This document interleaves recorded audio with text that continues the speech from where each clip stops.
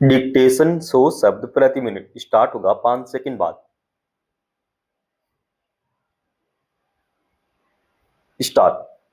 किसी भी रोग की दवा से लेकर रसायनों के मिश्रण से तैयार हर वह पदार्थ हमेशा ही संबंधित एजेंसियों की निगरानी के दायरे में होना चाहिए, जो इंसानी सेहत के लिए जोखिम का कारक बन सकते हैं। हालांकि सरकार के मातहत इसके लिए बाकायदा एक तंत्र है, लेकिन इसके बावजूद बाजार में ऐसी दवाओं और सौंदर्य प्रसाधनों की बिक्री खुलेआम होती रहती है, जिनके उपयोग के बाद स्वास्थ्य कई तरह के जोखिम के दायरे में आ जाता है। ऐसा नहीं है कि इस तरह के खतरनाक रसायनों के इस्तेमाल पर रोक के लिए कानून नहीं है, लेकिन या तो वे अपर्याप्त हैं या फिर उन्हें सख्ती से लागू करने को लेकर सरकारी एजेंसियों के भीतर कोई इच्छा शक्ति नहीं है। यह बेवजह नहीं है कि ऐसी दवाओं और सौंदर्य प्रसाधनों के इस्तेमाल से कई बार नाहक ही लोगों की मौत होने या स्वास्थ्य को गंभीर नुकसान पहुंचने की खबरें आती रहती हैं। यूं तो सरकार को इससे संबंधित नियम कायदों को पहले ही सख्ती से लागू करना चाहिए था, लेकिन अब नए सिरे से नकली या जोखिम का वाहक बनने वाली दवाओं और नुकसानदेह सौंदर्य प्रसाधनों पर नकेल कसने की तैयारी हो रही है। दरअसल हाल ही में कुछ राज्यों में खांसी की दवा पीने से कई बच्चों की मौत की खबरें आई और इससे हर तरफ चिंता पैदा हुई। अब केंद्र सरकार दवाओं और सौंदर्य प्रसाधनों की सख्त गुणवत्ता जांच और निगरानी के लिए कानून लाने जा रही है। इस संबंध में औषधि, चिकित्सा उपकरण और सौंदर्य प्रसाधन अधिनियम 2025 का मसौदा संसद के आगामी सत्र में पेश किया जा सकता है। देश भर में आए दिन नकली दवाओं की बिक्री और उससे पैदा खतरों को लेकर सवाल उठते रहते हैं।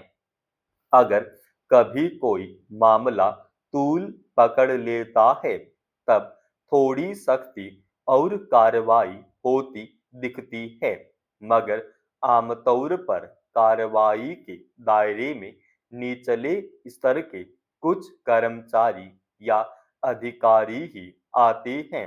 मामला शांत होने के बाद फिर दवाओं के निर्माण को लेकर गुणवत्ता और तय कसौटियों में व्यापक लापरवाही बदस्तूर जारी रहती है।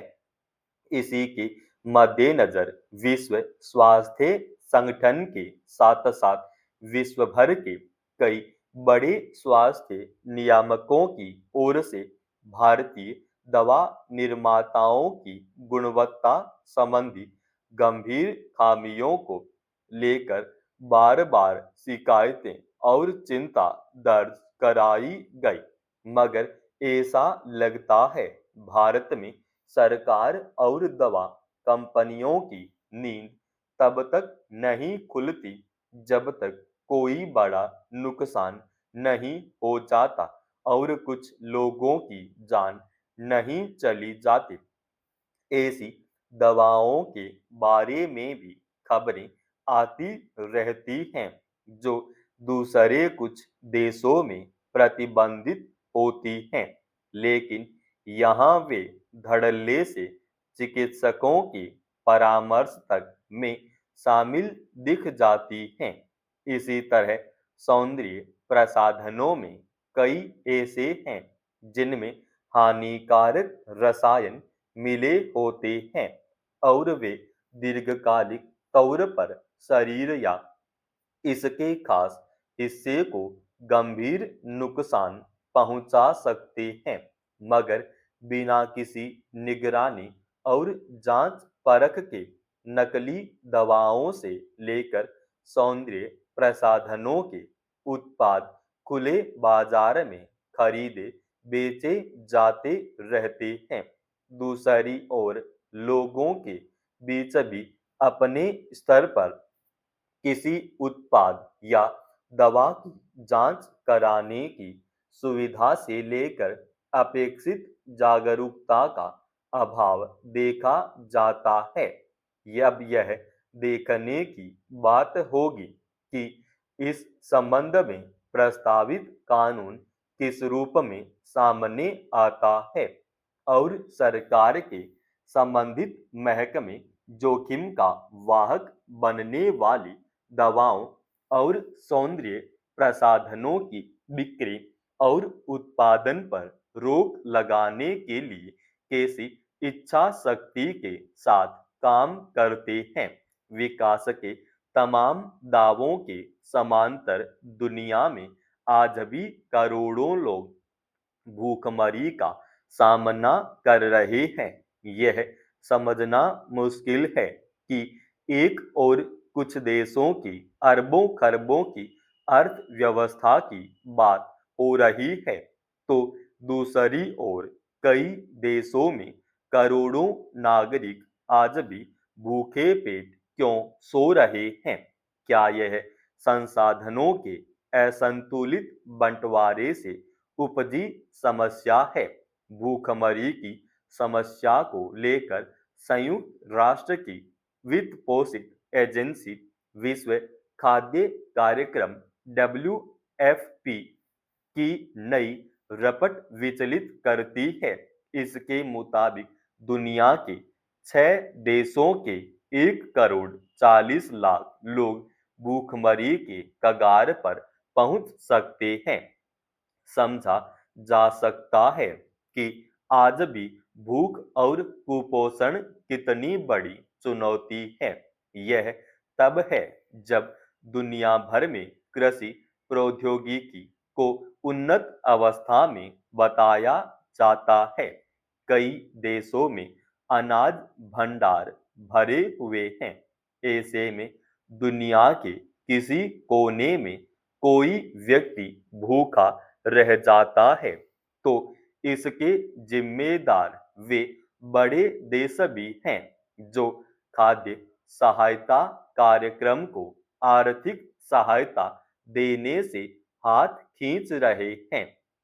संयुक्त राष्ट्र सहायता एजेंसी का कहना है कि उसके प्रमुख दानदाताओं, खासकर अमेरिका और प्रमुख पश्चिमी देशों ने अनुदान में भारी कटौती की है। नतीजतन हैती, सोमालिया, सूडान, कांगो, दक्षिण सूडान और अफगानिस्तान में नागरिकों तक खाद्य सहायता नहीं पहुंच रही और वहां के लोग भूखमरी का सामना करने को लाचार हैं। गरीबी, कुपोषण और भूखमरी से बेहाल देशों की दुर्दशा को संयुक्त राष्ट्र एजेंसी के इस कथन से समझा जा सकता है कि हम लाखों लोगों की जीवन रेखा को अपनी आंखों से सामने टूटते हुए देख रहे हैं। वैश्विक स्तर पर भूखमरी का यह भयावह परिदृश्य है। विज्ञान में इतनी प्रगति के बाद भी भूखमरी आज भी बड़ी चुनौती बनी हुई है। करीब 31 करोड़ से अधिक नागरिक गंभीर रूप से खाद्य असुरक्षा का सामना कर रहे हैं। इनमें भी करीब 4.5 करोड़ नागरिक आपात स्थिति में पहुंच चुके हैं। सोमालिया में गरीबी और भूखमरी पूरी मानवता को लज्जित करती है। यह नहीं भूलना चाहिए कि कई बड़े राष्ट्र छोटे देशों में संसाधनों का दोहन करते आए हैं। ऐसे में सवाल है कि अंतरराष्ट्रीय खाद्य सहायता कार्यक्रम से पीछे हट रहे बड़े देश आखिर कैसी दुनिया देखना चाहते हैं। समाप्त।